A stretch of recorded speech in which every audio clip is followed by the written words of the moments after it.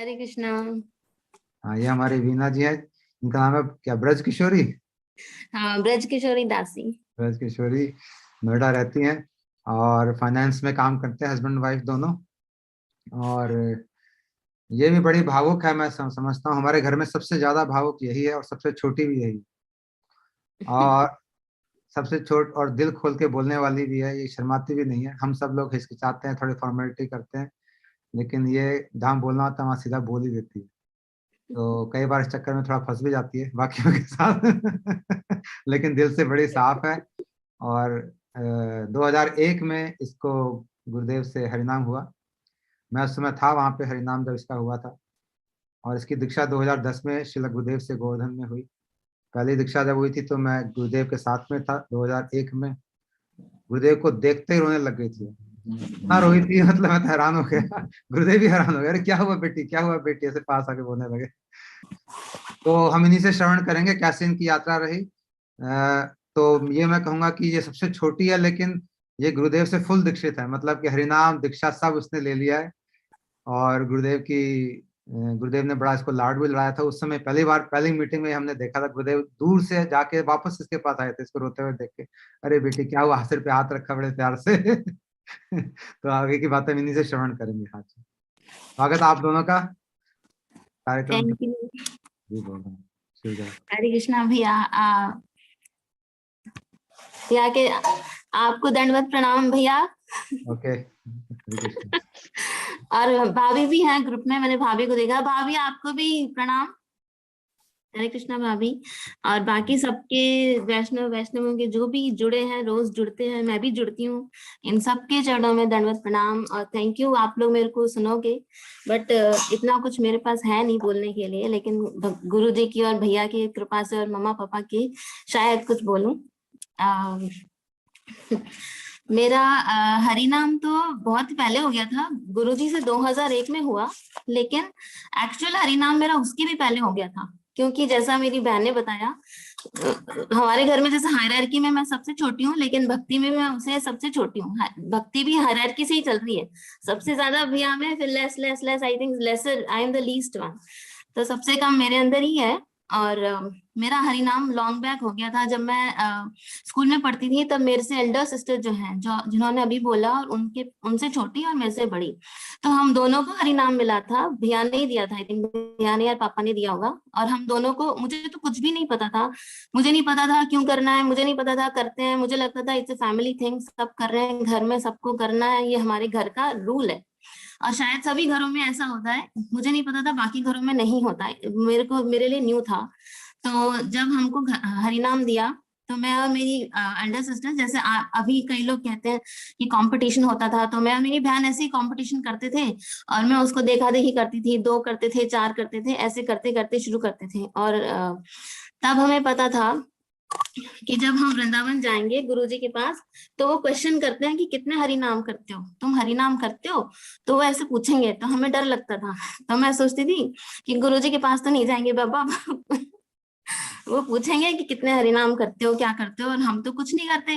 और मसा मुश्किल से हम 4 हरिनाम करते थे, वो भी मैं और मेरी बहन को देखिए, जस्ट टू कॉपी हर, वो करती थी तो मैं भी करती थी, तो हम दोनों 4 हरिनाम एवरीडे मैं मेरी सिस्टर करते थे। तब मैं स्कूल में पढ़ती होती थी, I think 8th 9th standard में मैं थी तब। फिर उसके बाद करते करते, और उसके बाद स्कूल हो गया, हरिनाम था, हम करते थे, पापा करते थे। घर का माहौल बहुत अच्छा था, क्योंकि जैसा मेरी सिस्टर ने बताया, दीदी ने बताया, उसका तो मतलब अनुभूतियां मुझे लगता है आउटस्टैंडिंग। मेरे पास तो ऐसी कोई अनुभूति नहीं है, मैं तो बस आई एम, मतलब भगवान की कृपा से सब कुछ मुझे ऊपर वाले ने अनुकूल दिया है। गुरु जी की कृपा मेरे को पता नहीं क्यों मिली, क्यों दी, पर ये मुझे पता ही है मेरे मेरे को। और सब कुछ घर में ऐसा ही था, भैया करते थे, सिस्टर्स करते थे, सब भक्ति करते थे। पिताजी हमारे बहुत भक्ति करते हैं, मेरी मम्मा बहुत भक्ति करती थी। तो मुझे लगता था ये करने की चीज है और हमें भी करनी है, this is how the family is. तो मम्मा पापा हमारे रोज 1 घंटा पूजा करते थे, 1 1.5 घंटा। मम्मा हमारी रोज कहती थी क्यों करते हो, क्यों करते हो खाने का टाइम निकल जाता था, डिनर टाइम, बट हमारे पापा पूजा नहीं छोड़ते थे पूजा के जितने। और उसके बाद मतलब मैं सबसे छोटी हूँ, तो मेरी शादी भी सबसे लास्ट में हुई है, तो मैं लास्ट तक मम्मा पापा के साथ रही थी।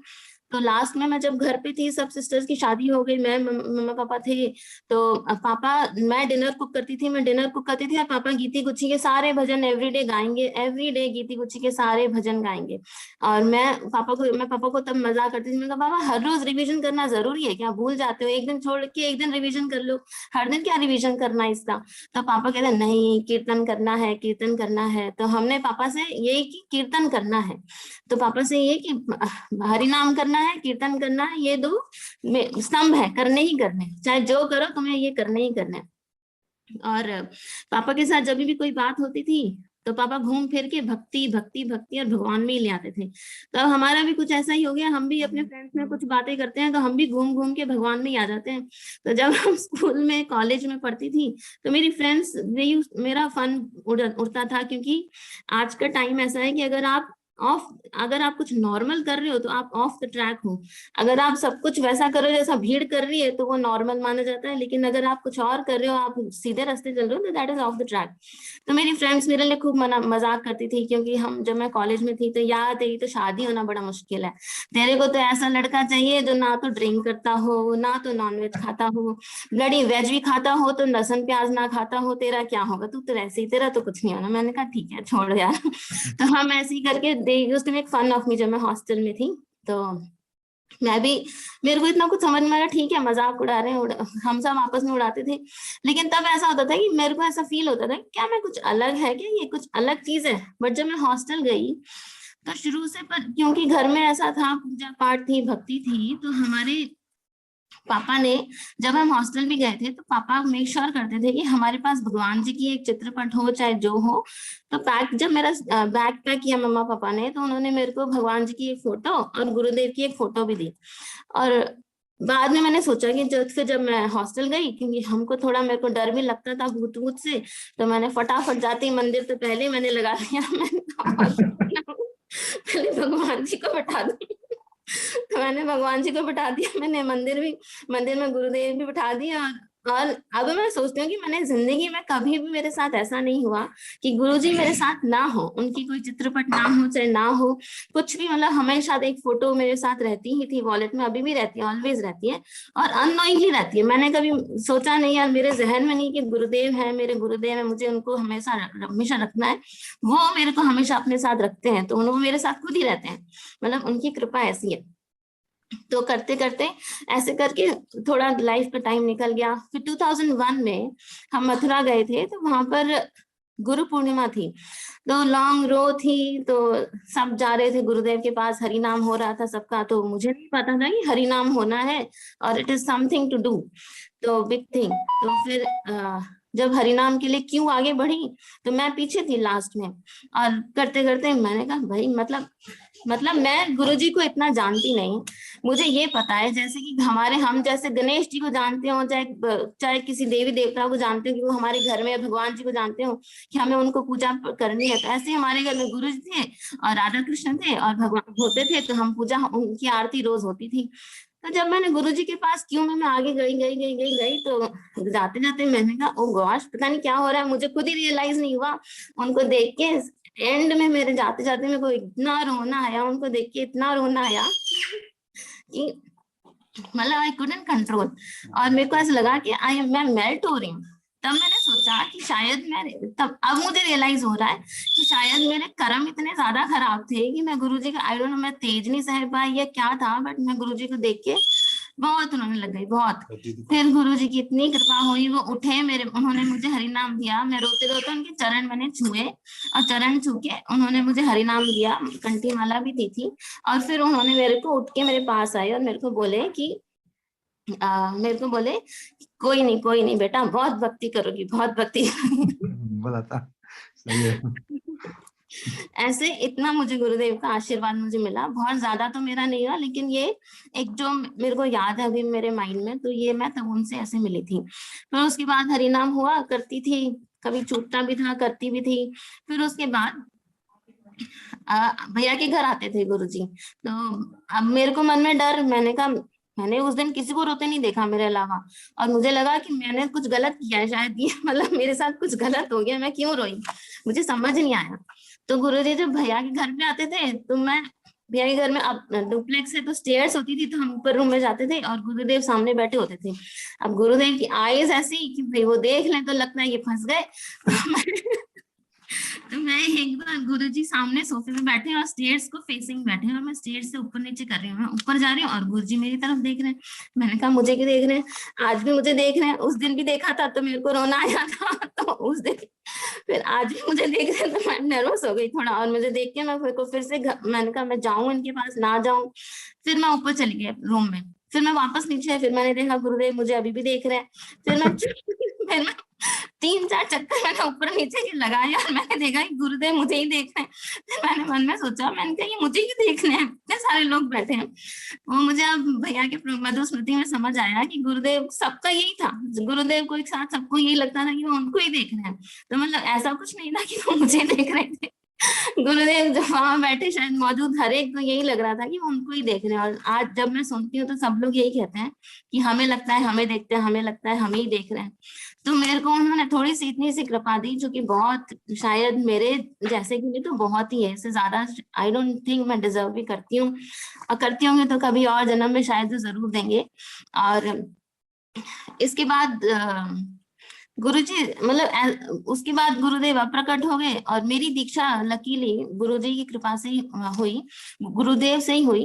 और मैं ये मानती हूँ कि मेरे घर में जैसे हम कहते हैं कि वैष्णव, क्योंकि मैंने गुरुदेव के लेक्चर्स भी सुनने की मैं बहुत कोशिश करती हूँ। और मैंने कहीं सुना था कि किसी ने पूछा कि गुरु वैष्णव कौन होता है, तो बोले कि भाई जो एक भी नाम भगवान कृष्ण का लेता है, कृष्ण का नाम लेता है, वो वैष्णव है। तो मेरे घर में तो मैंने सोचा इतने वैष्णव है, मम्मा वैष्णव, पापा वैष्णव, भैया वैष्णव, मेरी बहनें सारी वैष्णव। मैंने कहा मैं तो सराउंडेड बाय वैष्णव ही हूँ। मैं तो इतनी लकी हूँ, I am so much surrounded by Vaishnav. भाभी वैष्णव इतनी उच्च कोटि की। तो मैंने तो मेरे साथ ये तो जब मेरी दीक्षा हुई तो मेरी मम्मी की कृपा से मेरी दीक्षा हुई। मेरी मम्मा मेरे को बहुत प्यार करती थी, क्योंकि शायद मैं सबसे छोटी हूँ, तो वो एक्स्ट्रा स्नेह मेरे प्रति शो करती थी। तो मम्मा भी जब डेथ होने से पहले और गुरुदेव अप्रकट होने से पहले, जब गुरुदेव काफी अस्वस्थ थे, तो गोवर्धन मठ के अंदर गुरुदेव ने आई थिंक दर्शन दिए थे, लास्ट थे या नहीं, पर मेरे लिए वो मेरे लास्ट दर्शन थे। गुरुदेव रूम से बाहर आए थे और बहुत भीड़ थी, और इतनी भीड़ थी, और सारे चाइनीज लोग और सब लोग नेपाली लोग, और अब पता नहीं around the world everybody was crying. And मैंने सोचा ये सब क्यों रो रहे हैं, मेरे को पता था मैं भी रो रही हूँ, और उनको देख के मेरे को रोना आ रहा है। मैं कहा क्यों, पता नहीं रोना है, और मैं भी रो रही हूँ, वो भी रो रहे हैं, उनको देख के मैं रो रही हूँ, बट क्यों रो रहे हैं वो नहीं पता। फिर मम्मा ने बोला कि दीक्षा हो गई, और मेरी मम्मा ने बोला कि तेरी दीक्षा करनी है आज। मैंने कहा मेरी दीक्षा, मैंने तो सोचा कि मेरी दीक्षा भी होनी है। तो मम्मी ने बोला नहीं, तुम्हारी दीक्षा करेंगे आज, गुरुदेव आप भी कर लो, क्योंकि शायद मम्मी को इस बात का था। मेरी मम्मा भी बहुत ज्यादा हरि नाम वगैरह करती थी, उनकी कोशिश होती थी कम मिनिमम 32 माला वो मॉर्निंग में ही कर लेती थी, मॉर्निंग वॉक में।